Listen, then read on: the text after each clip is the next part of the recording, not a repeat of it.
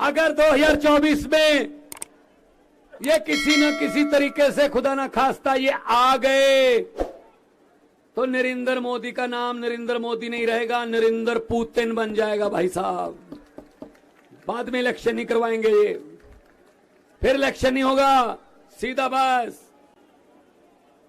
जितनी आजीवन आजीवन रहेंगे मोदी साहब। हद है यार, हद है यार।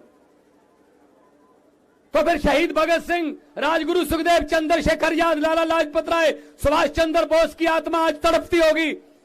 क्या इस वोट के अधिकार को लेने के लिए हमने कुर्बानियां दी थी? क्या 22-22 साल की उम्र में इस वोट के अधिकार के लिए हमने रस्से चूमे थे फांसी के? उनकी आत्मा तड़पती होगी भाई साहब। ये वोट है यार, कमाल है। वोट कहीं और डलता है, निकलता कहीं और है, रिजल्ट कहीं और निकल रहा है। ये कितनी देर चलेगा? तो आपका यहां पे आना हमारे लिए इसलिए सुखद है कि हम लड़ेंगे, जैसा कि गोपाल भाई कह रहे थे, लड़ेंगे और जीतेंगे। और पंजाब से आया हूं, सबसे बड़ी लड़ाइयां पंजाब ने लड़ी हैं। देश की आजादी की लड़ाई में 90% कुर्बानियां पंजाबियों की हैं भाई साहब। आज भी बॉर्डर पे पंजाबी खड़े हैं, कोई गोली दुश्मन देश से भारत की तरफ आती है, सबसे पहले पंजाबी सीना उसके सामने होता है, पंजाबी सीना। तो हम ऐसे कैसे लूटने दे देंगे अपने देश को? हम ऐसे कैसे किसी के हाथ में देश को दे देंगे? हमने लिया, हमारे पुरखों ने कुर्बानियां दी हैं भाई साहब। ये कौन है? ये कौन है हमें देशभक्ति का सर्टिफिकेट देने वाले? ये कौन है सर्टिफिकेट देने वाले? जब देश का बंटवारा हुआ 10 लाख बंदा मरा। कौन मरा? हमारे नाने नानियां, हमारे दादे दादियां। 10 लाख बंदा। आजादी बहुत महंगी पड़ी पंजाब को। आज भी दर्द हो रहे हैं, आज भी जख्म मल्ले हैं, लेकिन इनको कुछ लेना देना नहीं है। जिसकी मर्जी चलो जी, हेमंत सोरेन उठा लो, तोड़ दो। चलो जी, एकनाथ शिंदे बना दो, राज्यपाल को सुबह 4 बजे जगाओ, ओथ कराओ, ओथ कराओ। चलो जी, मैं ओथ लेता हूं, शपथ लेता हूं, मैं किसी को नहीं बताऊंगा नहीं मैं वो। चलो जी, शुक्र है। ये चल रहा देश में।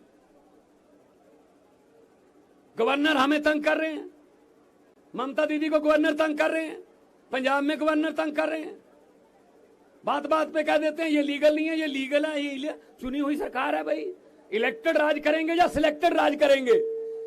लोकतंत्र में इलेक्टेड राज करते हैं, सिलेक्टेड नहीं करते। इन्होंने सिलेक्टेड की आदत डाल दी है।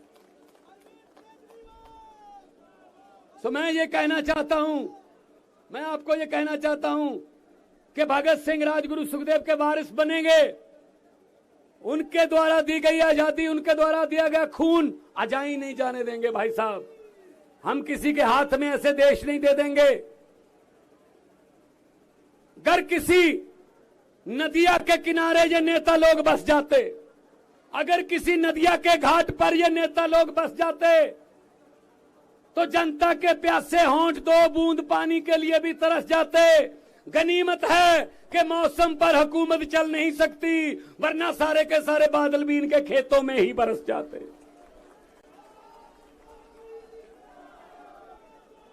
सारी वोटें इनकी होती हैं बस। जिसको मर्जी डालो, वोट बीजेपी को होती है बस। हद है। बिहार में जिसको कह रहे थे ये है, वो तोड़ दी सरकार। ये ऐसे कर लो जी, अब ऐसे कर लो। इन्होंने ऐसे बना रखा है देश को, जैसे शतरंज की खेल होती है। ये गोटी यहां रख दो, ये यहां रख दो, राजा यहां रख दो, प्यादा यहां रख दो, वजीर यहां रख दो। ऐसे बना रखा है। इसके लिए हमको आगे आना होगा। आपका आना सुखद है, हमारे लिए सुखद है आपका आना, क्योंकि ये लड़ाई अकेले केजरीवाल नहीं लड़ सकते। अरविंद केजरीवाल जी ने तो शुरू किया था काफिला। अब ये काफिला बहुत बड़ा बन चुका है। पूरे देश में करोड़ों केजरीवाल पैदा हो चुके हैं। एक केजरीवाल को अंदर करने की सोच रहे हो? केजरीवाल को तो अंदर कर दोगे, इसकी सोच को कहां कैद करोगे? इसकी सोच को। पूरे देश में कितने करोड़ केजरीवाल पैदा हो गए। इनका एक ही तरीका है, काम करने का तरीका एक ही है। कोई आके बताता है बड़े साहब को, मोदी जी को, कि जी सतिंदर जैन ने स्कूल बनवा दिए, अस्पताल, सतिंदर जैन ने अस्पताल बना दिए। प्राइवेट हॉस्पिटल जो हमने कमीशन पे बनवाए थे वो खाली हैं। दिल्ली के लोग तो सरकारी में इलाज करवाते हैं, पूरा फ्री है, क्या करना है? मोदी जी कहते हैं किसने बनवाए? सतिंदर जैन ने, अंदर कर दो। चलो जी अंदर कर।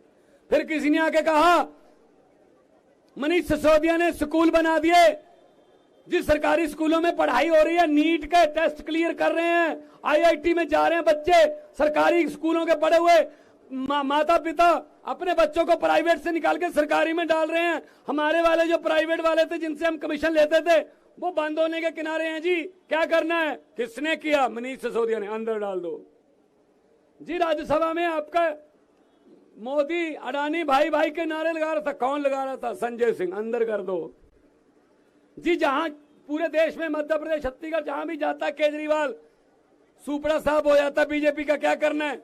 ईडी का नोटिस भेज के अंदर डाल दो। मैं इनको ये कहना चाहता हूं,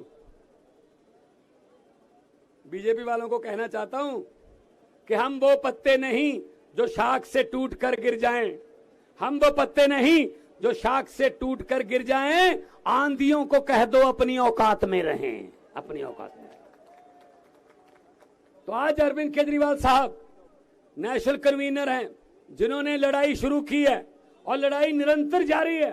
मुख्यमंत्री बन गए तीसरी बार दिल्ली के, लेकिन लड़ाई निरंतर जारी है। इनके भाग्य में लिखा ही ये है कि पूरा देश साफ करना है झाड़ू से, झाड़ू से पूरे देश की सफाई इनके भाग्य में लिखा है।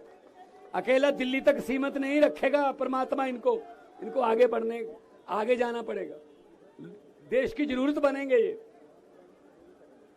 तो मैं डॉक्टर संदीप पाठक जो हमारे राज्यसभा के एमपी हैं, मेरे सामने सौरभ भारद्वाज बैठे हैं, मेरे सामने सारी हमारी कैबिनेट बैठी है। पहली पार्टी है जिसकी 10 सालों में 2 स्टेटों में सरकार है और 11 एमपी हैं, 10 राज्यसभा के, 1 लोकसभा का, और गुजरात में 5 एमएलए हैं, एमसीडी है यहां पे, और गोवा में 2 एमएलए हैं। और परमात्मा ने सब कुछ ठीक रखा। सुप्रीम कोर्ट में कल गए हुए हैं, चंडीगढ़ वाला चुनाव कैंसिल हो जाएगा, चंडीगढ़ भी हमारे पास आएगा, चंडीगढ़ भी हमारा। प्रधान जी से हमने मार्गदर्शन लेना है कि आगे क्या करना है। ये सिर्फ फोटो खिंचवाने का या टीवी पर कोई तख्तियां दिखाने का प्रोग्राम नहीं है। ये गलतफहमी होगी बीजेपी वालों को। हम जब करते हैं कुछ तो अंजाम तक पहुंचाते हैं। मुझे किसी ने कहा कितनी सीटें आएंगी, मैंने कहा बहुत आएंगी पंजाब में। कहते सर्वे में नहीं आ रहे। मैं कहा आम आदमी पार्टी है, सर्वे में नहीं आती, सरकार में ही आती है। हम किसी सर्वे में नहीं आते भाई साहब, हम तो सीधा सरकार में ही आते हैं। तो 2 नारे, दोनों हाथ ऊपर उठा के, इनकलाब इनकलाब बोले सोनिहाल। बहुत बहुत धन्यवाद, बहुत बहुत मेहरबानी।